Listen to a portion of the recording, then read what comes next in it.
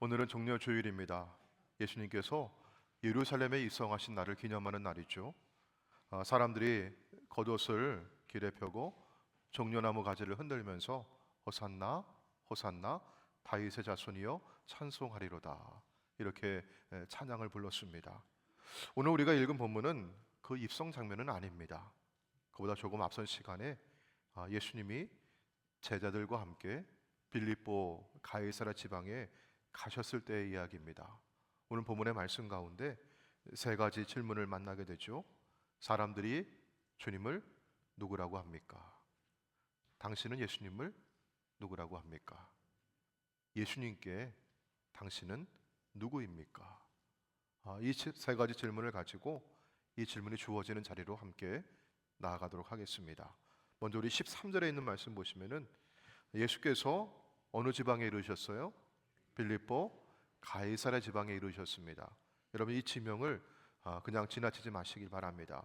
이 도시는 헤롯 대왕의 아들인 빌립이 새롭게 건설한 신도시였습니다. 그리고 이 도시의 이름에다가 황제의 이름을 붙였어요. 황제에게 드린다 하는 의미에서 가이사랴 이름을 붙였습니다.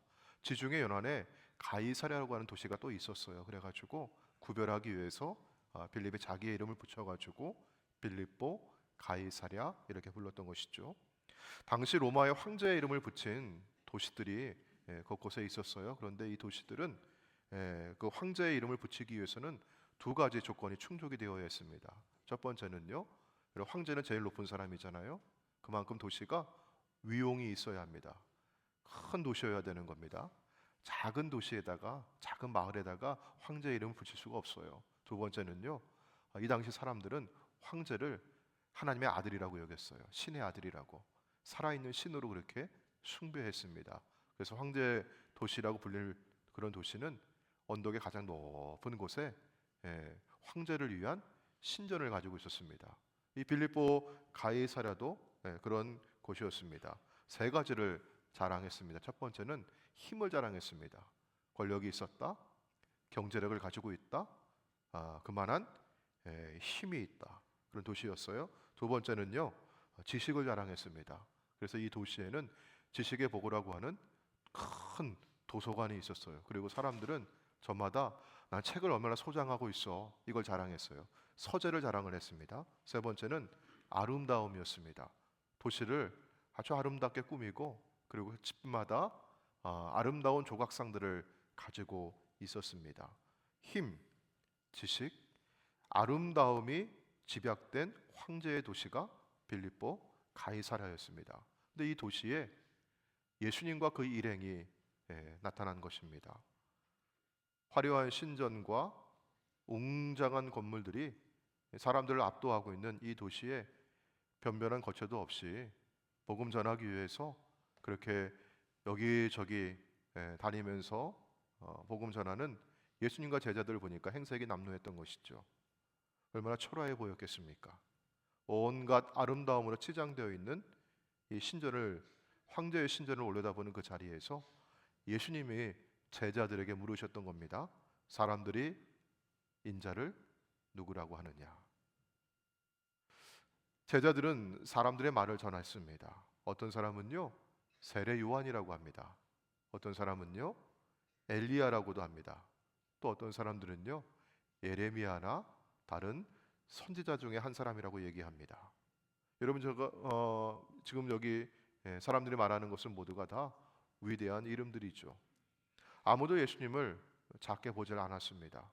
그런데 여러분, 이 대답들은 공통점이 있어요. 모두가 다 과거의 사람들이라는 거예요. 지금 사람이 아닙니다. 그리고 여기 황제의 신전에서 경배받고 있는 황제만 못하다, 그런 의미가 있어요. 이때 예수님께서는 그 질문을 좁히십니다. 15절입니다. 이르시되 너희는 나를 누구라 하냐? 다른 사람들이 아니라 너희는 나를 누구라고 하느냐 묻는 것입니다. 다른 사람의 말이 아니라 너 자신의 대답을 요구하고 있는 것입니다.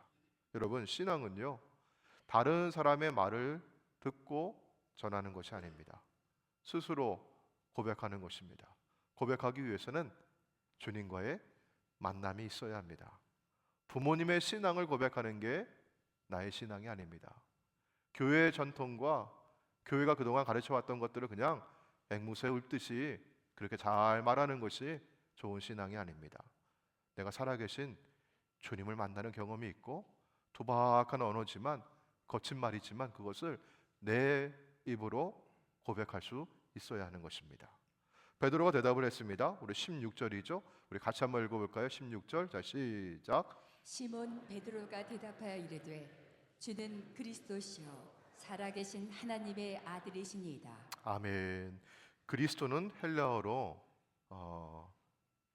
기름 부음 받은 자란 뜻이고 이게 히브리어로는 메시아라고 하는 뜻입니다.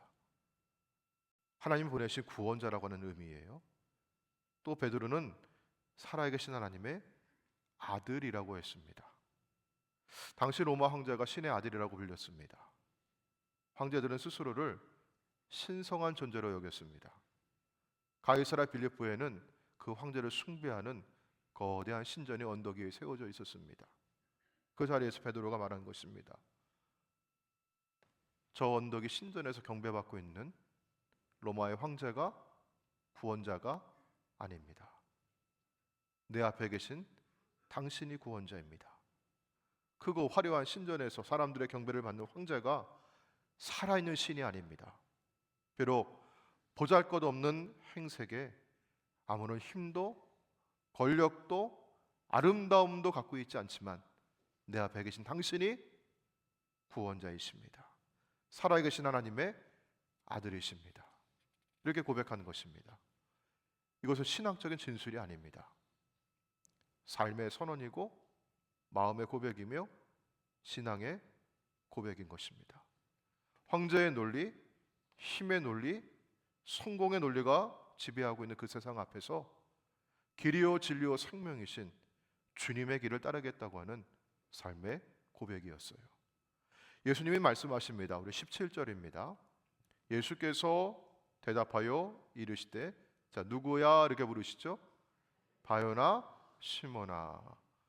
여러분 이 이름을 기억해 두시길 바랍니다. 바요나라고 하는 얘기는 요나의 아들아 이런 뜻이에요.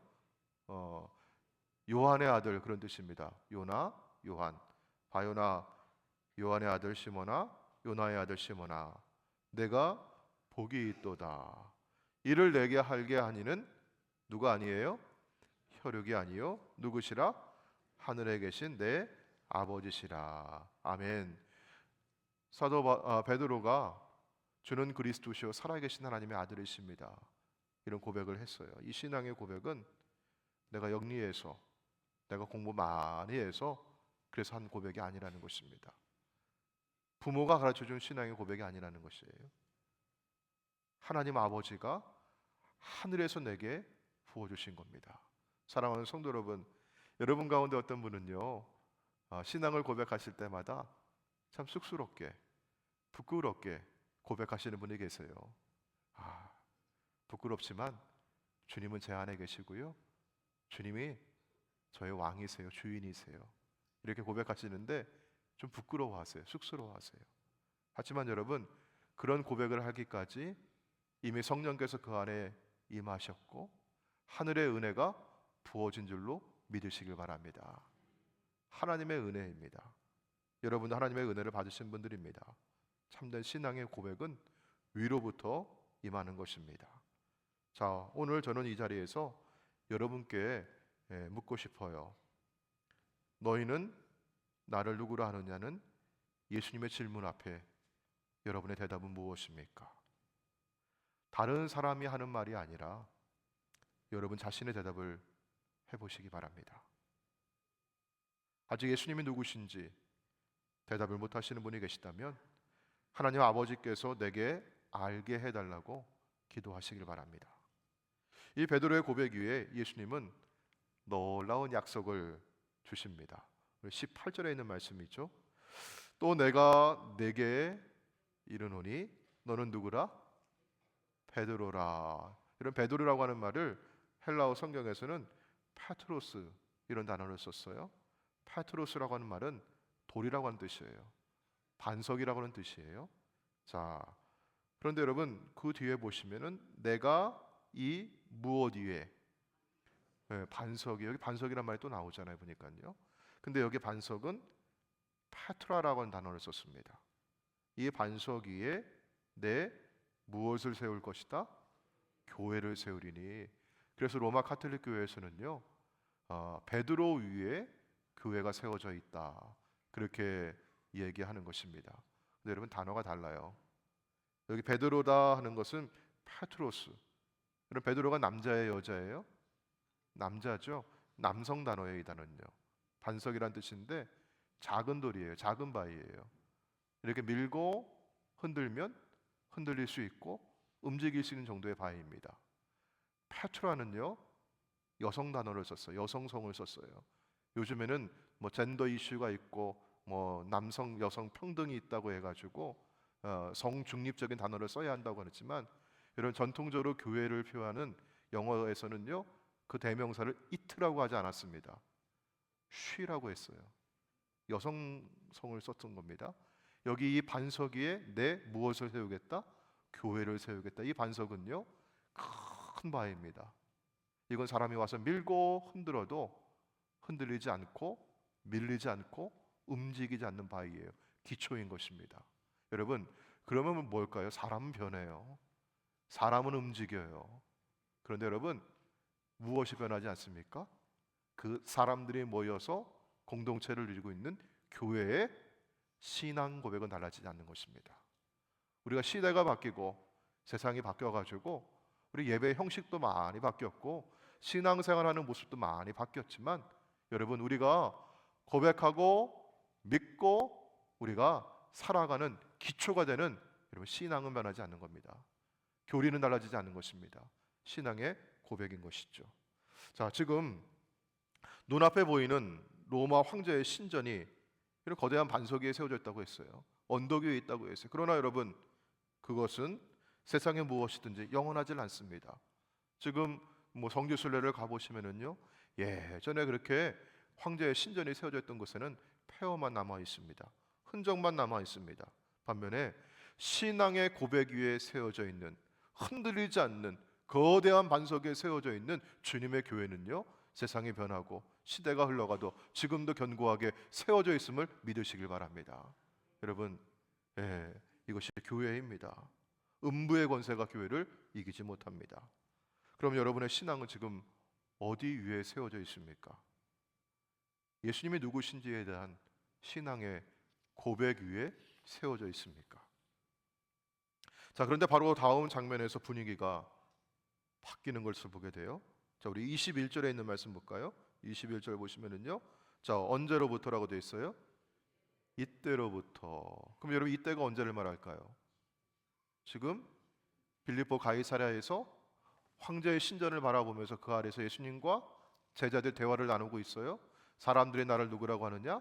너희는 나를 누구라고 하느냐? 베드로가 뭐라고 했어요? 주는 그리스도시요 살아계신 하나님의 아들이십니다. 아, 잘했다. 너는 베드로다. 내가 이 반석 위에 내 교회를 세우리니 음부의 권세가 이기지 못하리라. 여러분, 이 대화를 쭉 보시면은요, 여러분 어때요? 신앙의 분위기가 쭉 흘러가고 있잖아요. 근데 분위기가 바뀌어요. 이때로부터 예수 그리스도께서 자기가 어디에 올라가셔요? 예루살렘에 올라가서 장로들과 대제사장들과 서기관들에게 많은 무엇을 받아요? 고난을 받으세요. 무엇을 당합니까? 죽임을 당하세요. 제3일에 주님이 어디 가셔요? 살아나야 할 것을 제자들에게 어떻게? 비로소 나타내시니. 그럼 비로소란 얘기는 처음이란 얘기, 두 번째란 얘기예요. 처음이란 얘기예요. 아, 이만하면 됐구나. 야, 이렇게 신앙을 고백하고 있구나. 주님도 그렇게 보시면서 주님이 예루살렘에 가실 것, 고난을 당하시고 죽임을 당하실 것이고, 그러나 십자가가 끝이 아니라 제3일 만에 부활하실 것을 말씀해 주셨어요. 자, 그런데 여러분, 베드로가 여기에 반응을 하죠. 여러분, 어떻게 반응해야 정상일까요? 그러면요, 주는 그리스도시요 살아계신 하나님의 아들이십니다, 이렇게 고백했던 베드로라면 주님이 고난과 죽음과 십자가, 부활을 말씀하실 때 여러분 어떻게 대답을 해야 될까요? 예, 믿습니다.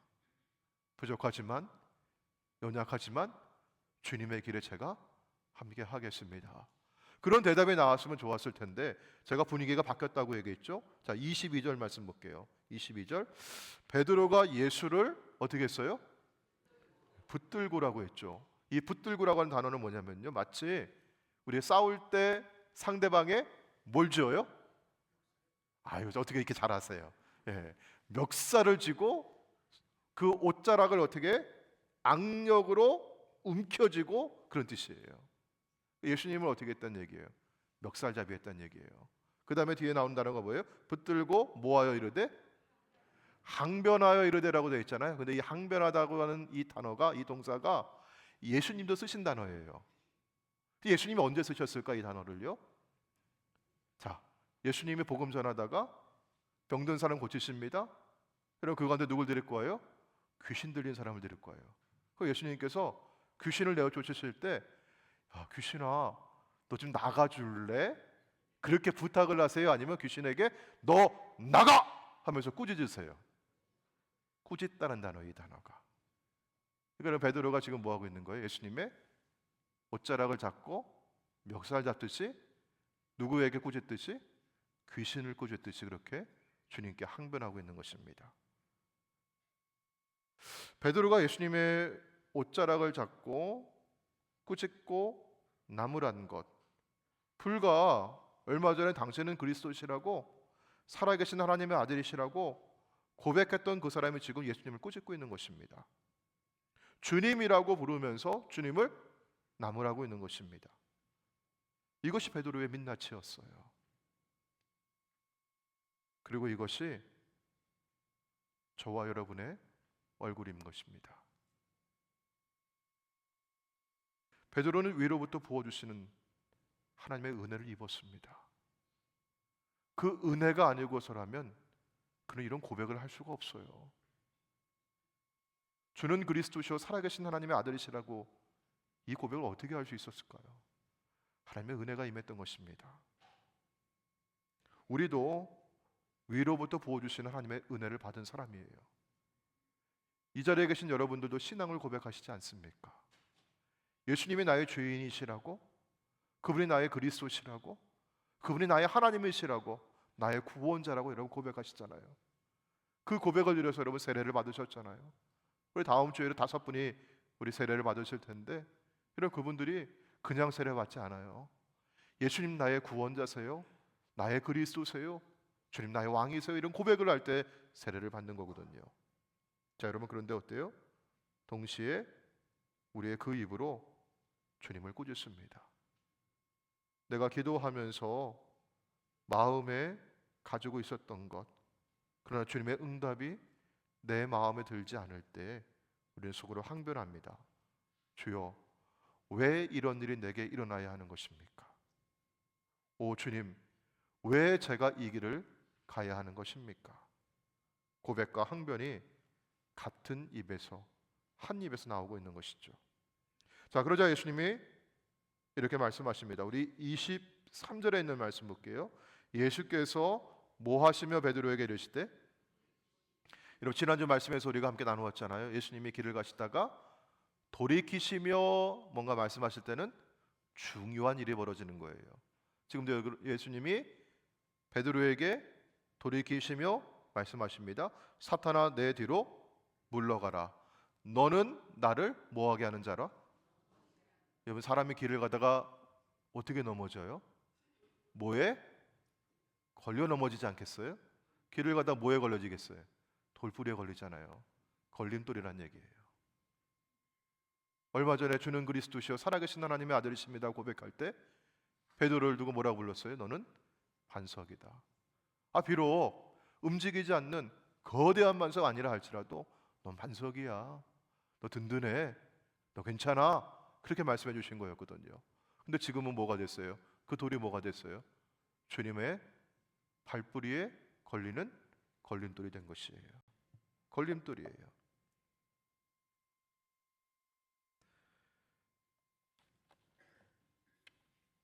여러분, 걸림돌과 반석이 나뉘는 그 차이는 무엇일까요? 능력의 차이가 아닙니다. 지식의 차이가 아닙니다. 자, 우리 뒤에 있는 말씀 볼까요? 23절 말씀. 너는 나를 넘어지게 하는 자로다. 네가 무엇을 생각하지 아니했다? 하나님의 일을 생각하지 아니하고 도리어 무엇을 생각하는구나? 사람의 일을 생각하는도다. 하나님의 일을 생각할 때 하나님 내게 부어주시는 그 은혜 입어서 내가 신앙을 고백할 때 주는 그리스도이십니다. 나의 구원자이십니다. 나의 왕이십니다. 내 인생의 주인이십니다. 고백할 때는 반석이 되는 것입니다. 그런데 여러분 어떻게 했어요? 사람의 일을 생각하면서, 물론 베드로는 사랑으로 했을 거예요. 아니에요 주님, 그런 일 있지 않을 거예요. 주님 내가 막아설 거예요. 아마 사랑으로 했을 겁니다. 그러나 여러분 그 누구의 생각이었어요? 사람의 생각이었던 것이에요.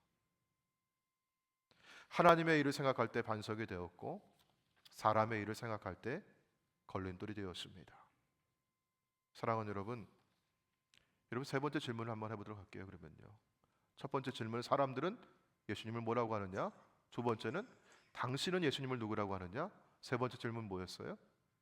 당신은 예수님께 누구입니까? 반석입니까? 걸림돌입니까? 하나님의 생각을 하고 계십니까?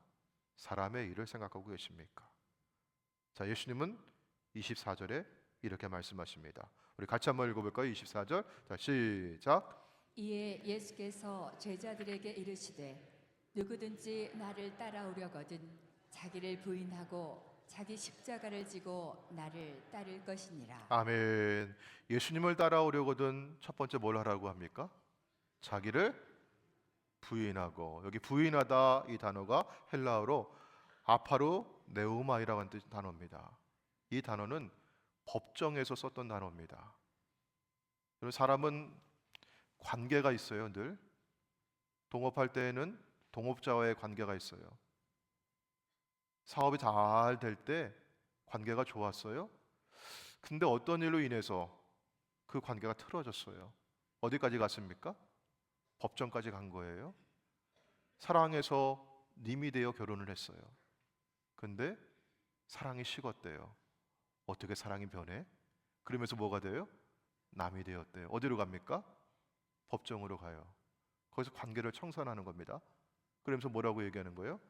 아파르 네오마이, 나 이 사람 모르는 사람입니다. 관계 없습니다. 서로 관계를 청산하고 남이 되면요, 모르는 사람이 되는 겁니다. 그때 썼던 단어가 이 단어예요. 부인하다 이 말은요, 모른다는 얘기예요.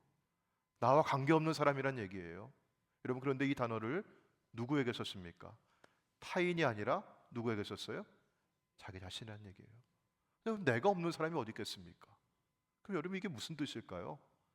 내 중심이 아니라 예수님 중심이라고 하는 뜻이에요. 자, 그런데 베드로의 문제는 바로 이거였습니다.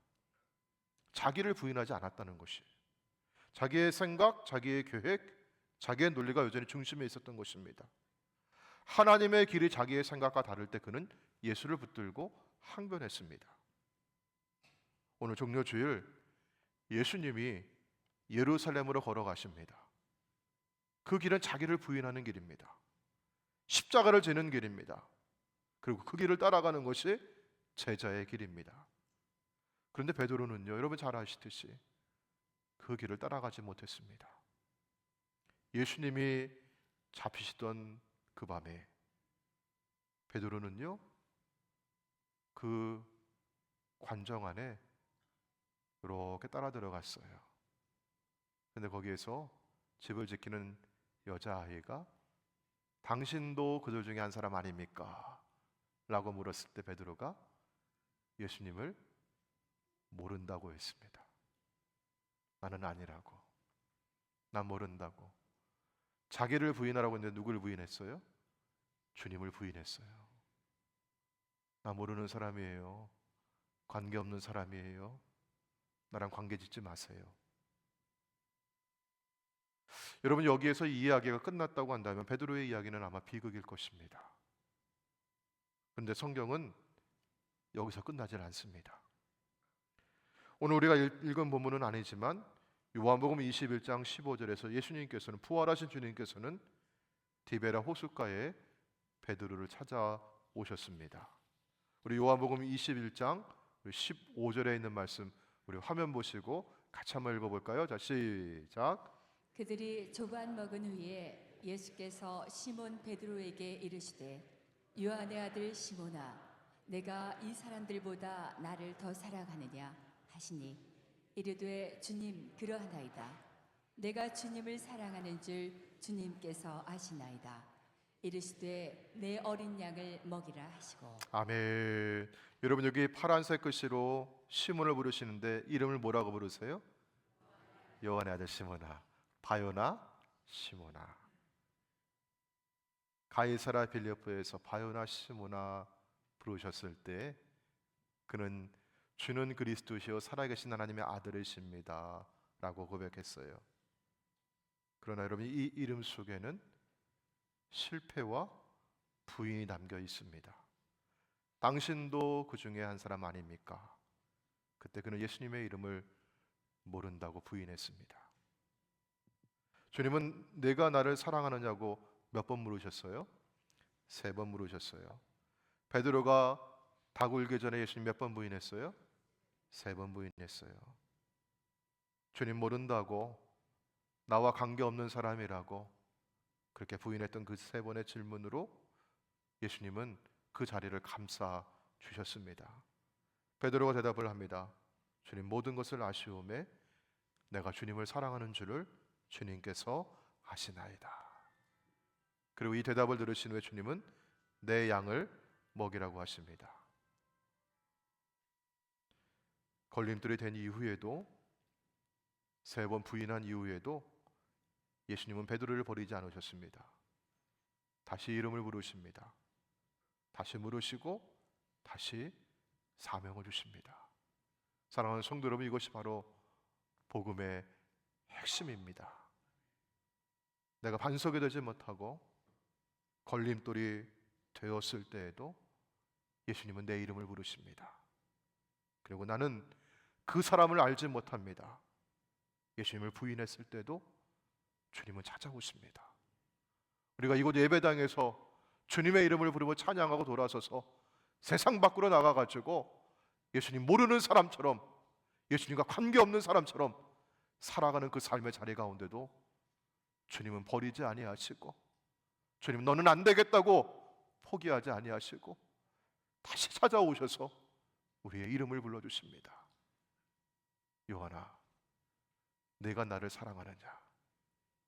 사랑하는 성도 여러분, 우리의 부름은, 우리의 사역은 예수님을 향한 사랑이 시작임을 믿으시길 바랍니다.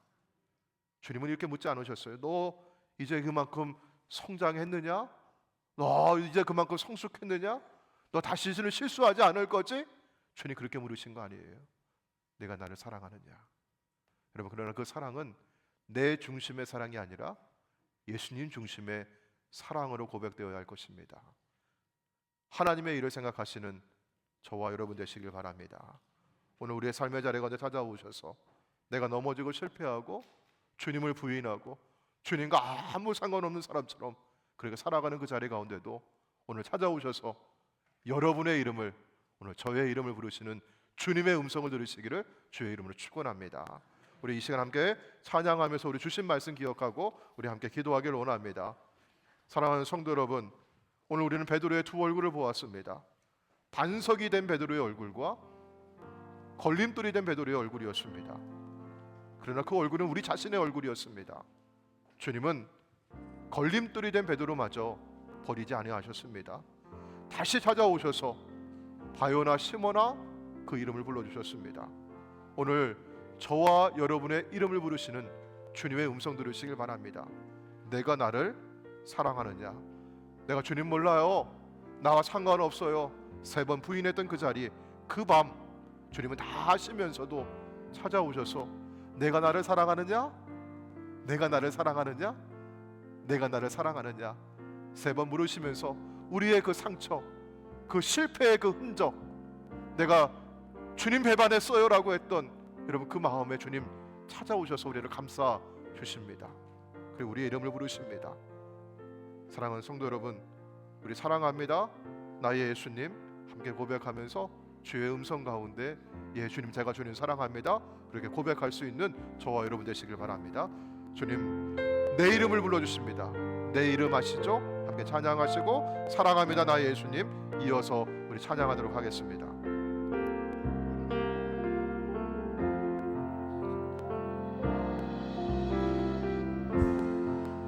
나를 지으신 주님 내 안에 계셔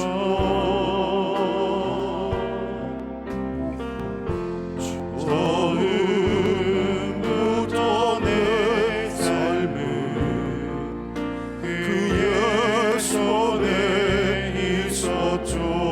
아멘. 내 이름 아시죠? 내 이름 아시죠. 내 모든 생각도 내 흐르는 눈물 그가 닦아주셨죠.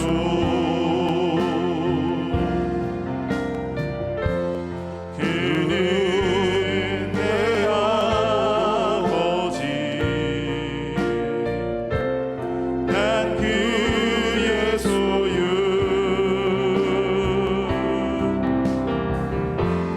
내가 어딜 가든지 날 떠나지 않죠.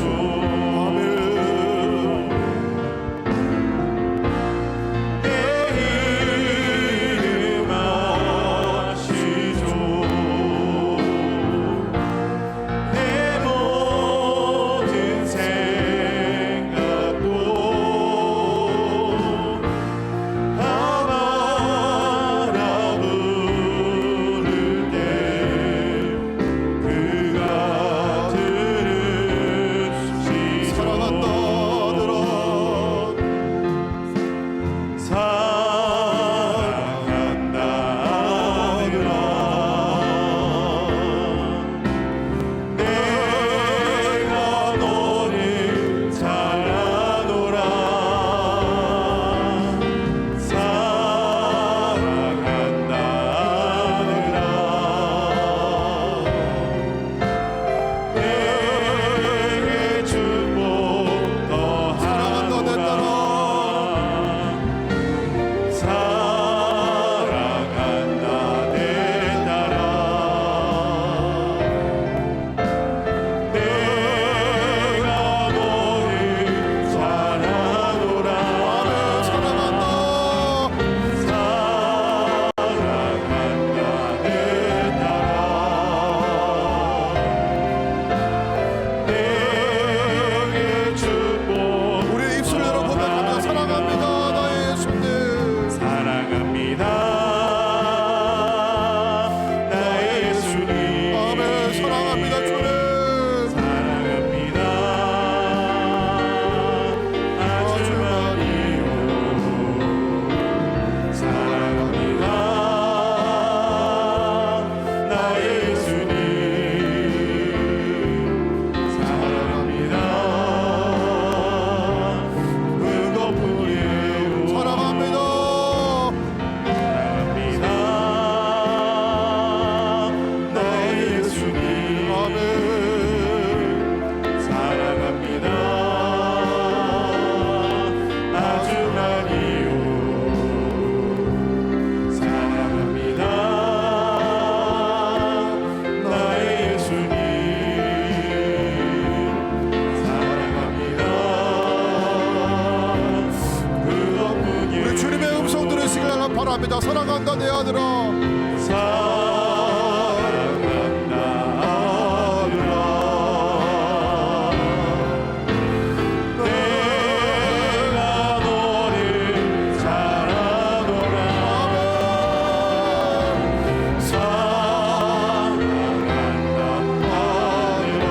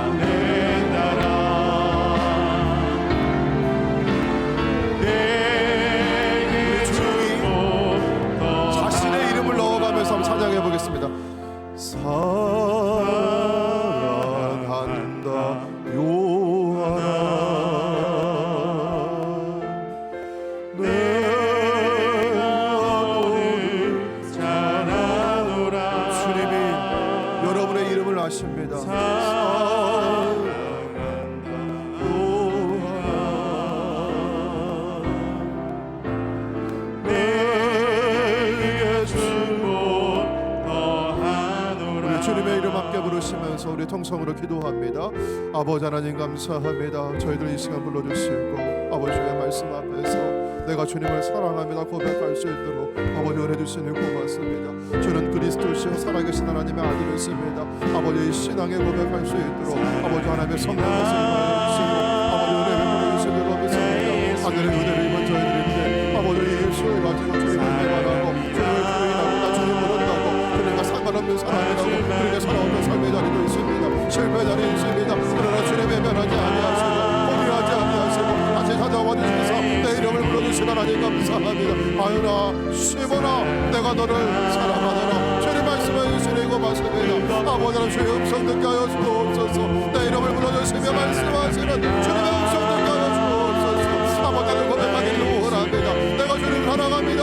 주님 아시지요. 주님 사랑합니다. 그것뿐입니다. 아버지 주님 아버지 이 사랑의 아버지 고백 주님 아버지 나의 아버지의 의지도 아니고 나의 경험도 아니고 지식도 아니고 아버지 주님이 안에 계시고 주님 내게 모시는 내 이름을 믿습니다. 아버지 하나님 부족하지만 연약하지만 오늘도 실패하고 넘어지지만 주님 다시 찾아와 주시고 주시며 아버지 우리를 붙잡아 주시옵소서. 오 주님 감사합니다. 오 주님 은혜로우신 아버지 하나님 오늘 종료주일 십자가를 향해 걸어가시는 예수님 앞에 저희들을 세워주시니 감사합니다. 베드로의 모습에서 그 얼굴에서 우리들의 얼굴을 보았습니다. 입으로는 당신은 그리스도시요 살아계신 하나님의 아들이십니다 고백하면서도 마음으로는 그리 마옵소서 왜 내게 이런 일이 벌어집니까 항변하였고 우리의 삶의 자리 가운데서는 주님 모른 척하고 주의 이름 부인하고 예수님과 상관없는 사람처럼 살아왔던 저희들이었습니다. 주님 용서하여 주옵소서. 이제 우리가 예배당 문을 나서면 다시 일상의 삶으로 돌아갈 텐데 우리 가정에서 직장에서 사업장에서 우리 이웃들과의 관계에서 우리 학교 안에서 우리가 선 자리마다 하나님의 일을 생각하는 사람들 예수를 나의 그리스도라고 믿음을 시인하고 고백하는 사람들 내가 주님 사랑합니다 고백하며 살아가는 사람들 되게 하여 주옵소서. 하나님 입술의 고백이 우리 가슴으로 내려오게 하여 주시고 우리의 손과 발로 흘러가게 해주시고 우리의 삶의 실천을 통해서 예수의 사람으로 살게 하여 주시옵소서. 우리 넘어지고 쓰러지고 주님 부인하고 모른다 외면했던 그 자리에도 주님 포기하지 아니하시고 다시 찾아오시는 은혜 감사합니다. 아버지 넘어져도 주님 부인해도 심지어 저주했던 자라 할지라도 주여 다시 찾아와 주셔서 손잡아 주시고 내가 너 사랑한다고 사랑하는 아들아 사랑하는 딸들아 내 손 잡으라고 주여 말씀하여 주옵소서. 우리 주 예수님의 이름으로 기도하옵나이다. 아멘.